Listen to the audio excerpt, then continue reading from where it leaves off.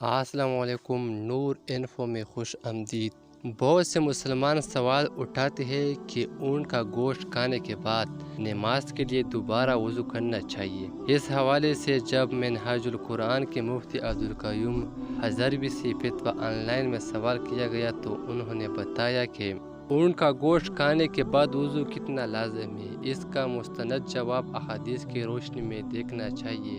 انہوں نے صحیح مسلم کی ایک حدیث مبارک کا ذکر کیا کہ حضرت جابر بن سمرہ رضی اللہ عنہ کے حوالے سے موصوف کہ ایک شخص نے نبی اکرم صلی اللہ علیہ وسلم سے پوچھا کہ کیا بکری کا گوشت کھانے کے بعد وضو کیا کرے؟ آپ صلی اللہ علیہ وسلم نے فرمایا اگر چاہو تو وضو کرو، اگر چاہو تو نہ کرو۔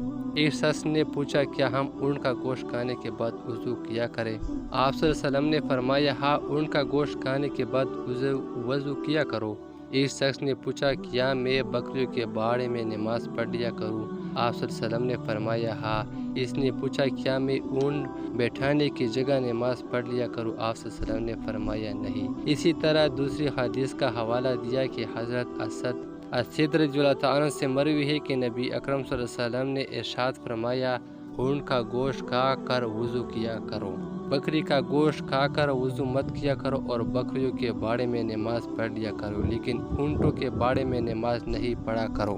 ان احادیث مبارکہ میں وضو کرنے سے مراد پانی استعمال کرنا ہے۔